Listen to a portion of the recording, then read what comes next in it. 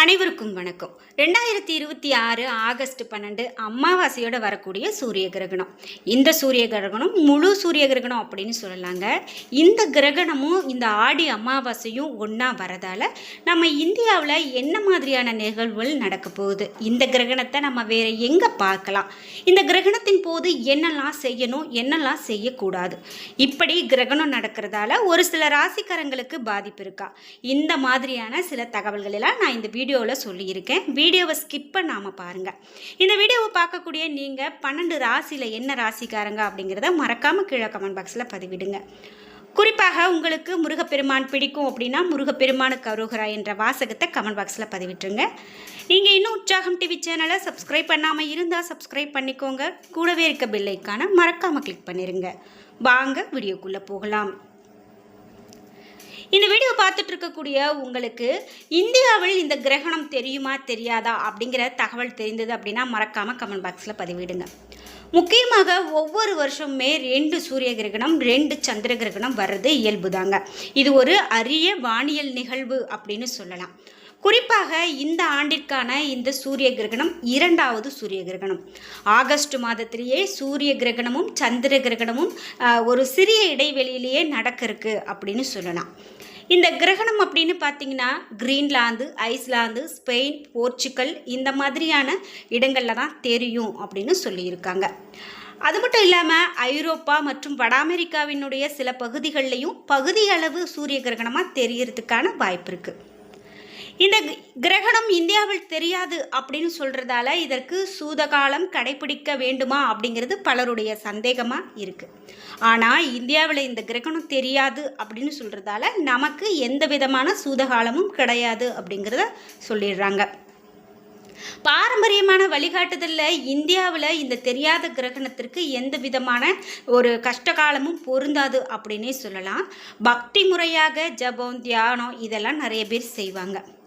குறிப்பாக இந்த கிரகணத்தால் ஒரு சில ராசிக்காரங்களுக்கு பாதிப்பு இருக்கா அப்படிங்கிறதையும் நம்ம பார்த்து தெரிஞ்சுக்கலாம்.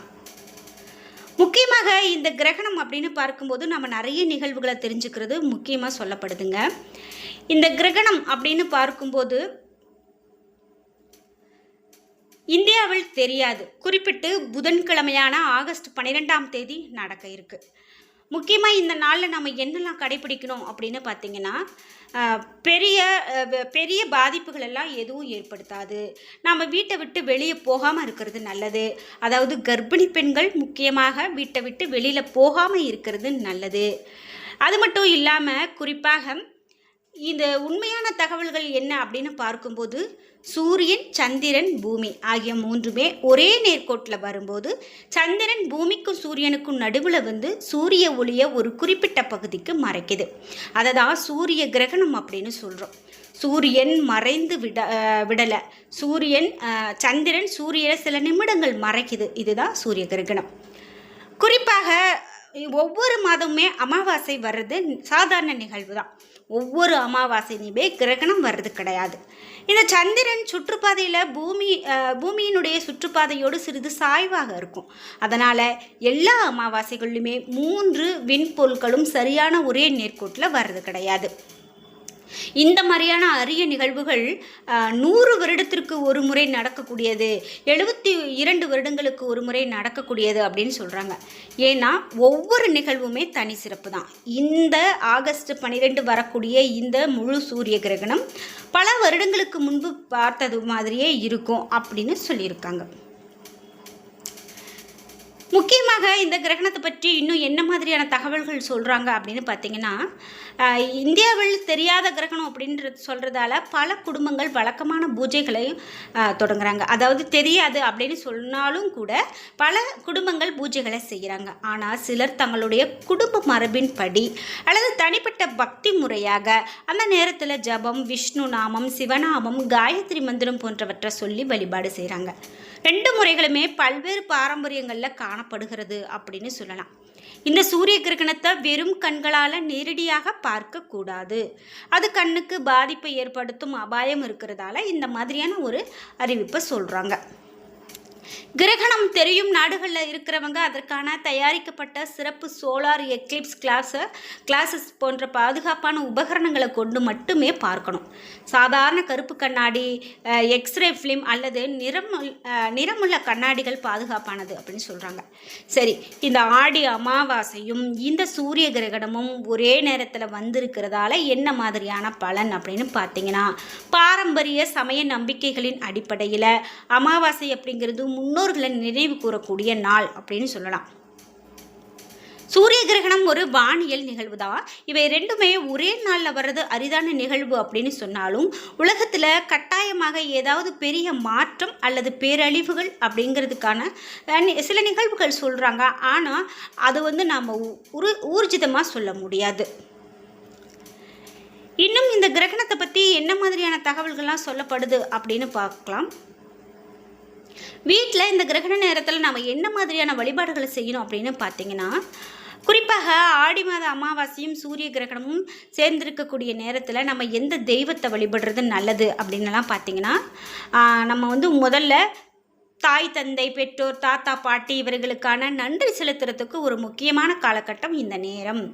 முன்னோர்களை நினைவு கூறுதல், குடும்ப நலனுக்காக பிரார்த்தனை செய்தல், தானம் செய்தல், உயிரினங்களுக்கு உணவு அளித்தல், இறைவனை பக்தியோடு வழங்குவது இவையெல்லாம் ரொம்ப நல்லது.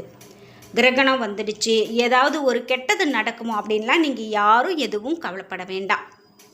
ஒரு விஷயத்தை நம்ம நினைவில் வச்சுக்கிறது ரொம்ப நல்லது. சமய மரபுகளில் அதற்கு ஆன்மீக முக்கியத்துவம் கொடுக்கப்படலாம். ஆனால் அது கட்டாயமான துரதிர்ஷ்டத்தை தரும் அப்படின்னு சொல்ல முடியாது. குடும்ப வழக்கத்துக்கு ஏற்ப நம்ம வழிபாடு செய்யலாம். பலரும் வழிபாடு செய்வது சிவபெருமானுடைய வழிபாடு. இந்த நாளில் சிவன் கருணையினுடைய வடிவமாக கருதப்படுறாரு அப்படின்னு சொல்கிறதால இந்த நாளில் அவருடைய வழிபாடு செய்யலாம். முக்கியமாக ஓம் நமச்சிவாய என்று ஜபிக்கலாம். மகாவிஷ்ணுவினுடைய வழிபாடு ஓம் நமோ நாராயணாய என்ற நாமத்தை ஜபிக்கலாம்.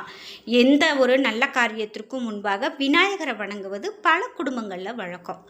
ஆடி மாதம் முழுவதும் அம்மனுடைய வழிபாட்டுக்கு சிறப்பு வாய்ந்த காலமாக கருதப்படுது. அதனால் தங்களுடைய குலதெய்வம் அல்லது ஊர் அம்மனை வணங்கலாம்.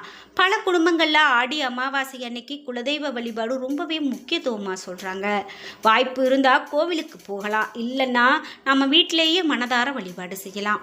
அதே போல் காலையில் எழுந்து குளிக்கலாம். முக்கியமாக வீட்டை சுத்தம் செய்கிறது, பூஜை அறையை விளக்கு ஏற்றுவது, இறைவனை வணங்குறது, முன்னொரு புகைப்படம் இருந்தது அப்படின்னா மரியாதையோடு வைத்து நாம் அவர்களுக்கு மலர்களை வைத்து வழிபாடு செய்வது, மனதார அவர்களை வேண்டி ஆசை பெறுவது, இவையெல்லாம் செய்யலாம். இந்தியாவில் இந்த கிரகணம் தெரியாது அப்படின்னு சொல்கிறதால நமக்கு பெரிதாக எந்த விதமான பாதிப்புகளும் இருக்காது அப்படிங்கிறத நாம் புரிஞ்சு கொள்ளணும். முக்கியமாக இது அமாவாசை நாள் அப்படின்னு சொல்கிறதால முன்னோர்களை நினைத்து சுத்தமான உணவினை தனியாக நம்ம தயாரித்து காகங்களுக்கு கொடுக்கறது நல்லது. அமைதியாக பிரார்த்தனை செய்வது. காகம் உடனே வரல அப்படின்னா கவலைப்பட வேண்டாம். அந்த உணவை மற்ற பறவைகள் அல்லது உயிரினங்கள் உண்டாலும் தவறு கிடையாது. இந்த நாளில் முக்கியமாக நம்ம தவிர்க்க வேண்டியது என்ன அப்படின்னு பார்த்தீங்கன்னா, தேவையில்லாத சண்டைகள், பிறரை புண்படுத்தக்கூடிய பேச்சு, உணவை வீணாக்கிறது, உயிர்களுக்கு தீங்கு செய்வது, மதுபானம், புகையிலை போன்ற பழக்கங்கள் இவையெல்லாம் தவிர்க்கிறது நல்லது. இந்த ஆடி மாத அமாவாசை குறித்து அன்னதானம், தண்ணீர் வழங்குதல், பழங்கள் வழங்குதல், புத்தக தானம், மருத்துவ உதவி, கல்வி உதவி இவையெல்லாம் செய்கிறது ரொம்பவே சிறப்பு தான். இப்படி இந்த சூரிய கிரகணத்தை பற்றி நிறைய தகவல்கள் நம்ம சொல்லிக்கிட்டே போகலாங்க. இந்த கிரகணத்தை பற்றி நீங்கள் என்ன நினைக்கிறீங்க? இதனால் நம்ம வழிபட வேண்டிய நிகழ்வுகள்லாம் என்ன அப்படிங்கிறதையும் உங்களுடைய கருத்துக்கள் இருந்தது அப்படின்னா மறக்காமல் கமெண்ட் பாக்ஸில் சொல்லிடுங்க. முக்கியமாக இந்த அமாவாசை அப்படின்னு பார்த்தீங்கன்னா நம்ம குலதெய்வ வழிபாடு மேற்கொள்கிறது நல்லது அப்படின்னு சொல்லுவாங்க. அதனால் நம்ம குலதெய்வ வழிபாடு மேற்கொள்ளலாம். இந்த அமாவாசையில் சூரிய கிரகண நேரம் நமக்கு இரவு நேரத்தில் இந்த கிரகணம் வருது அப்படின்னு சொல்கிறதால இந்த கிரகணம் பெரிய பாதிப்புகளை ஏற்படுத்தாது அப்படின்னு சொல்லலாம். பகல் நேரத்தில் வந்திருந்தது அப்படின்னா நம்மளுடைய கண்களால் பார்க்கக்கூடிய ஒரு கிரகணமாக இந்த கிரகணம் இருந்திருக்கும். அதில் எந்த விதமான மாற்று கருத்தும் கிடையாது. என்ன நண்பர்களே, இன்றைக்கி வீடியோவில் சூரிய கிரகணத்தை பற்றிய நிறைய தகவல்களை நம்ம பார்த்து தெரிஞ்சுக்கிட்டோம். இந்த வீடியோ கண்டிப்பாக உங்களுக்கு ரொம்ப பயனுள்ளதாக இருந்திருக்கும். வீடியோ உங்களுக்கு பிடிச்சிருந்தால் லைக் பண்ணுங்கள், ஷேர் பண்ணுங்கள், கமெண்ட் பண்ணுங்கள். நீங்கள் இன்னும் உற்சாகம் டிவி சேனலை சப்ஸ்கிரைப் பண்ணாமல் இருந்தால் சப்ஸ்கிரைப் பண்ணிக்கோங்க. கூடவே இருக்க பெல் ஐக்கானை மறக்காமல் கிளிக் பண்ணிடுங்க. நன்றி வியூவர்ஸ்.